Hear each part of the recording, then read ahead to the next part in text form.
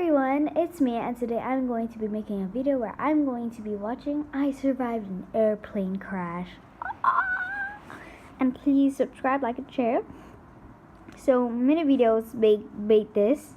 Minute Videos is a YouTube channel that makes stories. I don't know if it's true or not, but please subscribe, like, and share.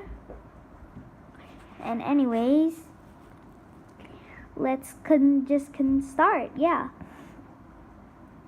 So I'm going to be reacting. Overhead yeah, luggage began falling down, some directly on people's heads, laps and into the aisle. I felt like we were tumbling around in a washing machine. Washing machine. Imagine experiencing this. Like, isn't that crazy? Experiencing this. I turned to my side and looked out the window where I saw lightning strikes and flashes battering our plane over and over. I grabbed my mother's hands as we locked eyes without a single word or sound from either of our mouths. Amongst all the screaming, crying, and yelling from passengers, all I was able to do was stare at her scared and frightened face. Imagine just experiencing this, looking at your mother so sad and frightened. That's so sad. We were going to crash. Yeah, they were going to crash. In a nosedive, hurling straight down towards the earth. The plane was disintegrating in mid-air with the right wing now completely torn off. The right wing torn. Yeah, held as tight as I could. How is she gonna survive this? Our entire row was sucked out of the plane with me still strapped to my seat and my mother sucked out of hers. As the screams of the people and the roar of the jet engine began. Isn't that so sad? You just lost your mother.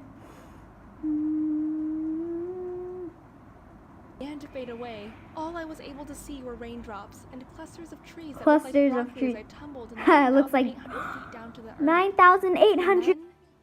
Nothing. I thought I was dead. At least I should be dead, but I wasn't. How in the world is she still alive? Like, she's a superhuman. Like, I had been she's a hero. Consciousness for nearly 24 hours, and as I opened my eyes, nearly 24 hours. I heard no one. I shouted for help and for my mother, and I shouted until the entire jungle went quiet. Imagine experiencing this. Arms, legs, and chest. Falling the length of nearly 3.5 Burj Khalifas, the tallest building in the world.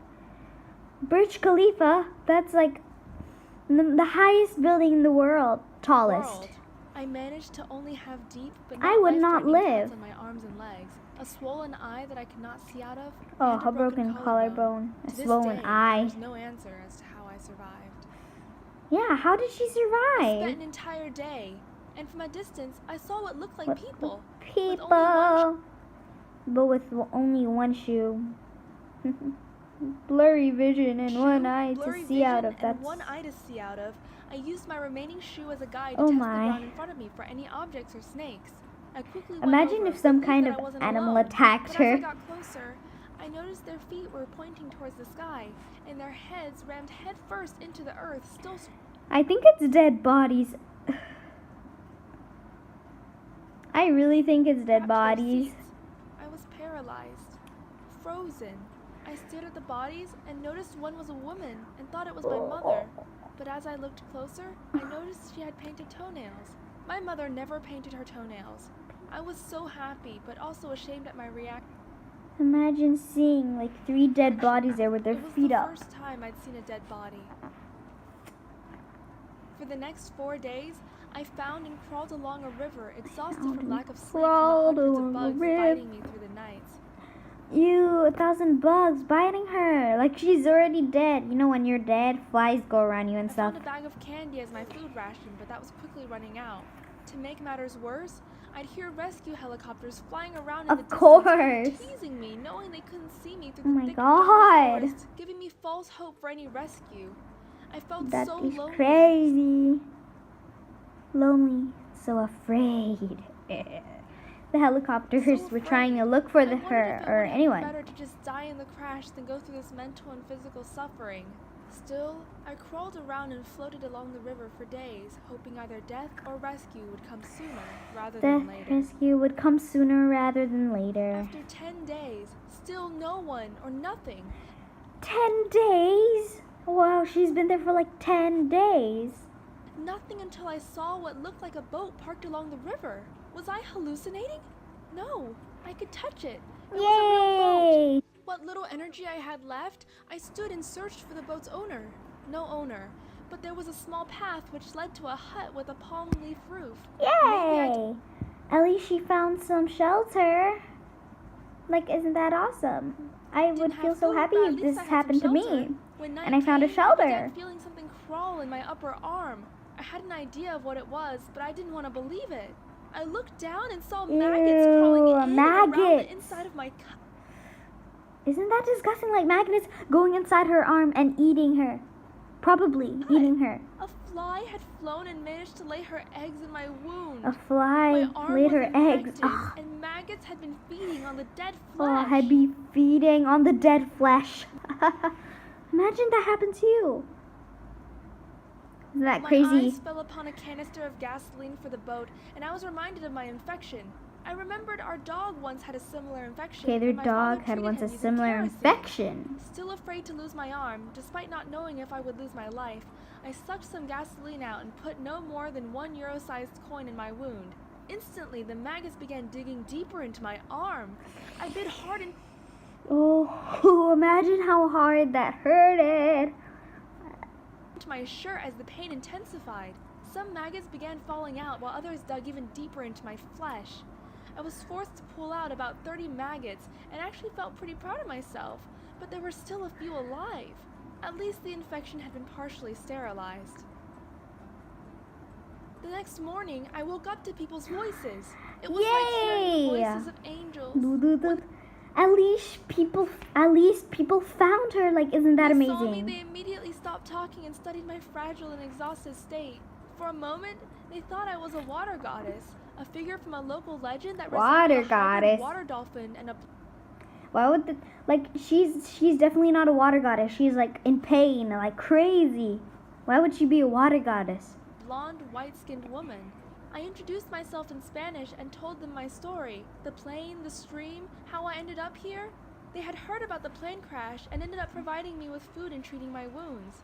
The next day, they took me to town, and I was immediately airlifted to a nearby hospital. She went to the hospital. Like, isn't that awesome? At least she went to a hospital.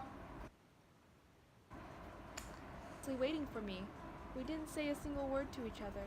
We just hugged and held they hugged. Letting go. The doctors diagnosed me with a torn ACL, a strained vertebra in the neck, a partially fractured shin, several deep lacerations on my arms and legs, and a swollen eye shut due to popped capillaries as a result of the free fall from the aircraft. In total... Oh my god, imagine having that much injuries. That's like cray-cray, bro. I would not survive that. I spent 11 days in the Amazon jungle. Out of 91 souls on Lanza Flight 508, at 17 years old, I was the only survivor.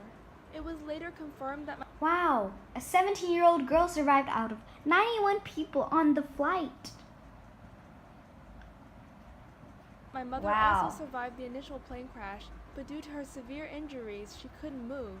She died several days later, alone, in pain, and afraid. I can't Sorry guys, this was too imagine what she went through during weird and sad that I dropped my phone. Anyways, she was continue. One of 14 who survived the crash, but would all die waiting to be rescued. Julianne Kopka is regarded as the miracle girl of Peru, who survived the events by a combination of good fortune, basic survival training, but most of all, determination. She continues in her parents' footsteps, conducting research. Anyways, guys, I hope you liked that video. I'm sorry I dropped my phone, and I love you guys, and not bye yet. Please subscribe, like, and share, and I don't know if this is a real story or not, but imagine this happened to you, and please subscribe, like, and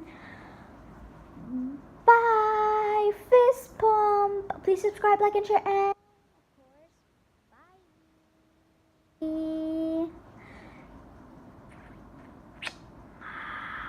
To everyone here, and bye. Please subscribe.